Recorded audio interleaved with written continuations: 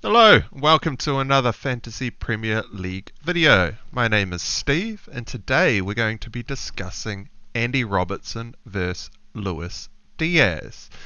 Now, first thing first, you're probably thinking, Steve, you can't really compare these two players. They play in wildly different positions.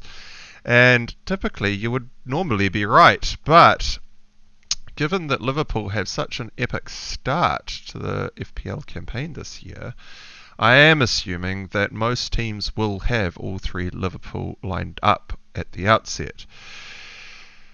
Salah and Trent are the two best players in the game.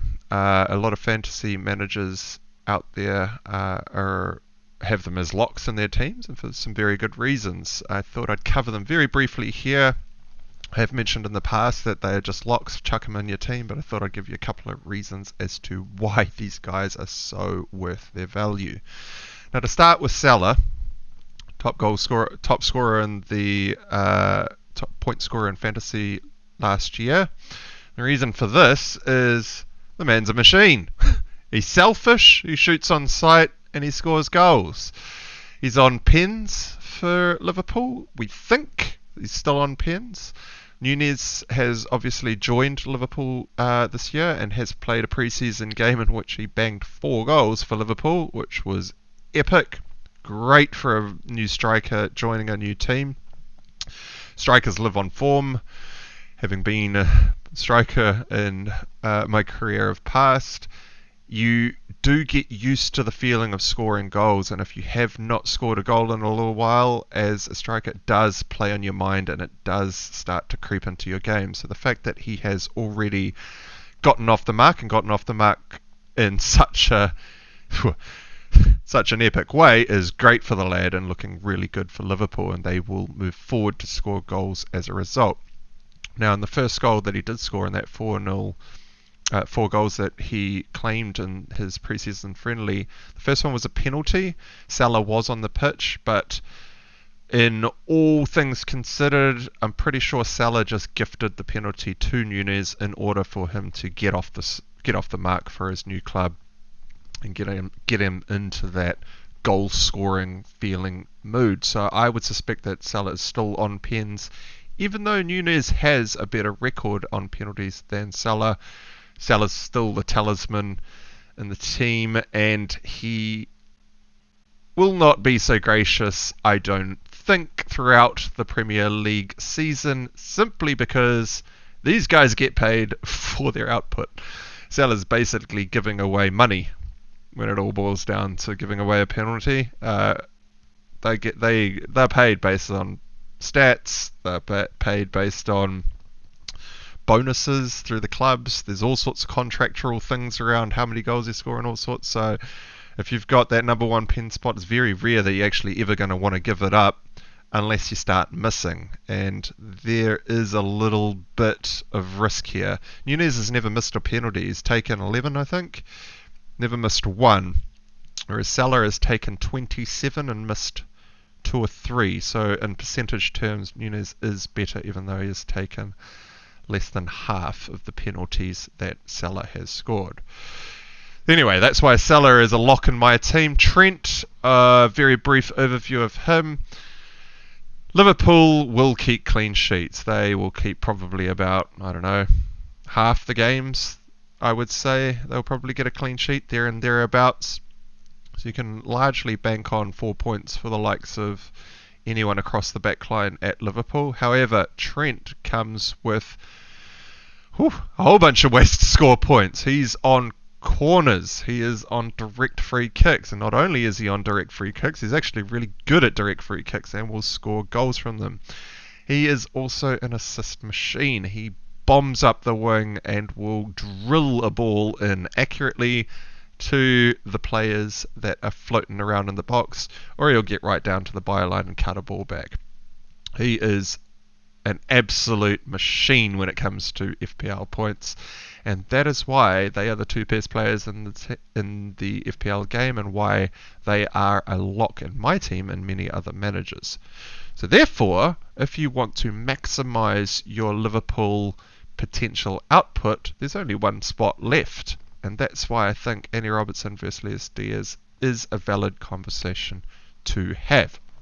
So, we'll start with Luis Diaz because he is currently in my team, and I have arrived at the decision of starting with Diaz over Robertson. So, spoiler alert, that's where I've ended up. But here are my reasons why. I am playing a 4-5-1 to start the season this year. I think there's a lot more value in defense and midfield, and I like the flexibility that a 4-5-1 provides, because you can have 4 really good starting defenders with a really decent rotating backup 4.5 option on the bench. In this case, I've gone for Lewis Dunk from Brighton, simply because Brighton will keep clean sheets. Brighton's centre-backs typically do a lot of passing, so they do okay for bonus points, but Lewis Dunk will also get forward for all the corners, and he's got a solid hit on him. He will probably sneak a couple of corner goals throughout the season, hopefully in the games where I choose to rotate him into this team. He is the rotating player with Neto, so this is kind of the cover or the justification in having a Neto in my team. Neto's a great player. He's going to be playing probably as the second player up front for Wolves. The only problem with Wolves is they don't score a hell of a lot of goals, and that's why I'm a little bit reserved about having Neto in my team, but I can justify it away with having someone like Lewis Dunk, Diego Dallo, or Tomiyasu if he is fit. Could be another spot on the bench. So that's my 4-5-1. In the 4-5-1 formation, I am locking in one 8 million spot in the midfield, and I think that should probably be a lock in many teams. I see a lot of teams out there playing 4-4-2 this year, and they have even been able to squeeze in 2 8 million options, which is another very strong option from the outset. In the 8 million bracket, you've got heaps of choices. Obviously, we've got Luis Diaz from Liverpool. We also have Foden from Man City, who hasn't actually played for Man City yet because he was left on tour, so we don't know where he's going to line up. But we also have Mahrez at 8 million in the Man City squad, who has started they've only played 2 games, so it's not a hell of a lot, but it looks like he's going to be starting, and he's got less competition for his spot this year too, with a couple of sales in the Man City squad. You also have James Maddison from Leicester, who's an epic player. You have Mason Mount at Chelsea, and you have Kulusevski at Spurs. So any one of these boys is going to do well, and that's why that 8 million spot is quite key to lock in. So this video does assume that you are going to have one 8 million spot in your team. If you are deciding to go against an 8 million spot, then you may need to attack the analysis on your teams from a slightly different angle. But let's assume that you are going with an 8 million spot. I have locked in Luis Diaz. He came into Liverpool last year and only played 13 games in the Premier League for Liverpool. Across those 13 games, he got 4 goals and 3 assists while competing with Jota. So he's actually returned every other game that he played for Liverpool as a brand new player into a Liverpool squad, not knowing the players around him, not knowing where those players are going to be naturally on the pitch. When you get used to a team and used to the players around you, half the time you don't even really have to look at where they are, because you already know that they're screaming past you on the left, and all you have to do is lay the ball forward because you get so used to playing with that player. Luis Diaz had none of this and still managed to get an attacking return every other game. So with a full pre-season behind him and Jota injured, meaning he does have much more assurity of starts, I see this output going up. And Liverpool have a great run to the start of the season. If we take a quick look at their schedule, they start away to Fulham, then they are at home to Crystal Palace, then they have a tricky fixture away to Man United, in which they may concede a goal in that game, but I still think they're probably comfortably going to beat us, unfortunately. We just do not have the defensive prowess at the moment, or have not displayed any defensive prowess in the start well, in the preseason games. Yes, I know we did win 4-0 against Liverpool, but that game could have quite easily been 4-all. And after that match, we're actually playing against the kids who were still managing to get in and around our defenders. So, with a bit more clinicality in that game, that could have told a much different tale. So that game for Liverpool, I don't see that as a red fixture on how the official FPL site has ranked this. I would see this more as a 3 rather than a 4. They then go and play Bournemouth at home, promoted side, Newcastle at home, Everton away. Everton are looking terrible pre-season. They were terrible at the end of the last season, so I don't know how they're going to switch it around before they play Liverpool. And if they don't, Liverpool will go absolutely spank them. And then they have Wolves at home before they go away to Chelsea in game week 8. But by this time, most of us managers would have already triggered the wild card. So for that run of games at the outset, I see potentially 7 clean sheets. Let's be completely honest. Liverpool could keep a clean sheet in every single one of those games.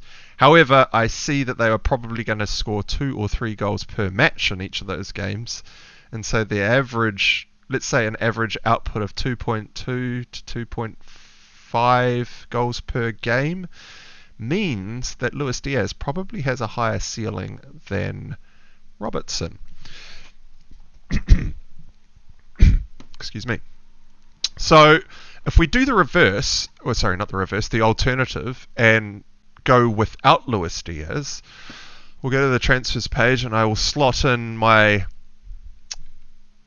current front runner for replacement for Diaz and Mahrez. Mahrez would probably be my second choice in the 8 million bracket. His ceiling is phenomenally high. He's on pens. He shoots on sight. He's super greedy. He's got amazing talent, great player, and less competition in his spot. I would love to start the season with him. I've owned Mahrez in the past, and he has done me well, and he has also played 10 minutes across 4 games, and that's the risk you take with Mahrez. However, this season I think might be a little bit different. Anyway, but let's just assume we're going Diaz-less, and we're actually going to slot in Andy Robertson while maintaining that 8 million price point in midfield. Now it becomes a little bit more tricky. Where do you actually slot Robertson in? In my squad here, I've got 99 million spent, so I have 1.0 million in the bank, which means the only ways I can really slot Robertson in is a straight swap for Cancelo at 7 million or an upgrade from James.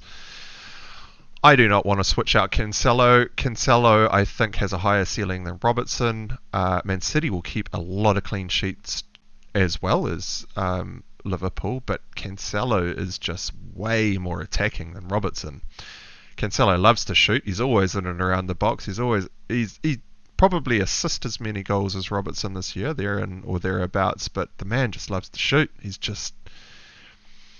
like James. And this is, I'll get into James next, but yeah, Cancelo, I don't see him keeping up with Robertson across the season. And in the first 7 game weeks, their fixture schedule is better, I think, than Liverpool's. They've got a tricky game away to West Ham up first. If we just kind of tidy that off with Liverpool's third fixture against Man United, I'd say the Man United West Ham games are probably of similar ilk here. But then they have Bournemouth at home, Newcastle away, Crystal Palace at home, Nottingham Forest at home, Aston Villa away, and then Tottenham at home game week 7 before Wolves away game week 8.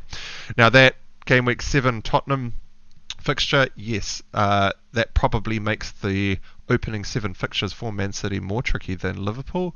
However, it's right at the end of the schedule, and we don't really want to be planning for game week 7 at the start of this season, because we will be wildcarding around game week, well, anywhere between probably game weeks 4 and 8, depending on how well you start the season.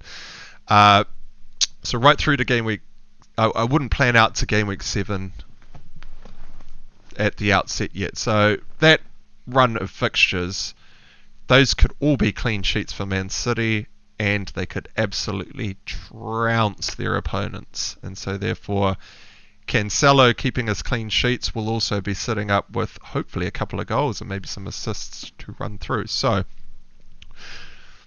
very similar to Robertson Robertson versus Cancelo. You could quite easily switch either of them out, but I am banking on Cancelo. I also want some City coverage and defense, so he's kind of locked in my team. Therefore, the only other option is to upgrade James. Now, Chelsea have had some relatively interesting results pre-season. They have not started with their full defensive lineup yet. They've bought Koulibaly, who I do not think has played to date. I don't know if he's probably started training, but I don't think he's been on the pitch. And also Chilwell I think he's spent 45 minutes on the pitch in 2 pre-season matches as he comes back from injury. Now that's 2 very key players in the Chelsea lineup that have not been playing, hence the results. Without Chilwell on the pitch, that left side of Chelsea's defence does not look particularly strong in the pre-season matches I have seen, and so I think Chilwell will probably start as soon as Tuchel is comfortable that he's not going to get injured straight away. And I expect that Chelsea's defence will shore up quite quickly, and so those clean sheets might be a bit more of a lock-in. However, without Chilwell in the team, James is more assured of starts and my much more comfortable Chelsea pick. I do want to start the season with Chilwell though. He's more attacking than James when they're both on the pitch. When they are both on the pitch, James also tends to sit back a little bit more as a bit more of a counter-attack sprinting cover, I suppose, because Chilwell is sitting higher up the pitch on the left-hand side, and Chilwell's got an amazing shot on him too. Both players, James and Chilwell, can shoot and will shoot on sight. Just seems that Chilwell gets slightly higher up the pitch when he's playing. Now, he did not play much last season. He had a terrible injury.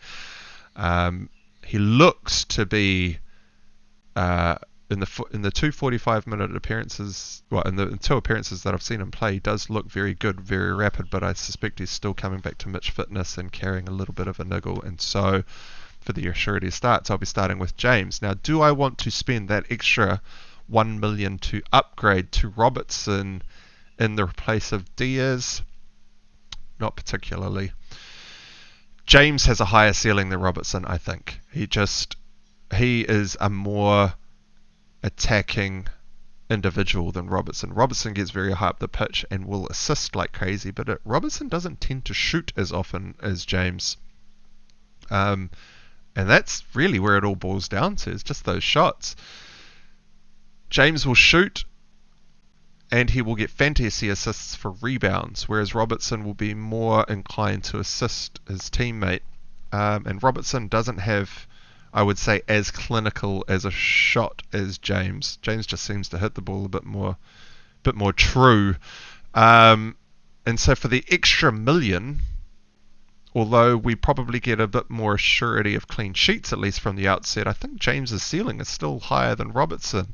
And given that I am quite an aggressive manager, I like to bank on those players that will, have the likelihood that they could get a goal, assist, and a clean sheet in one game and absolutely storm at home. So that's my reasoning as to why I am going to start with Luis Diaz over Andy Robertson. So, long and the short of it, both are great options, and it really does come down to formation. And I think Robertson would probably fit into a 4-4-2 lineup a little bit easier than my chosen 4-5-1. And so if you are going with a slightly different formation, you might be able to fit them in a little bit easier, and might be the more meta formation to start the season with. Food for thought anyway. If you did like this video, please do drop us a like and subscribe to more content coming your way. And if you have any questions about what I've discussed, if you think I've gone completely mad, drop us a comment below and I'll do my very best to get back to that promptly. And until next time, I'll catch you again sometime soon. Cheers.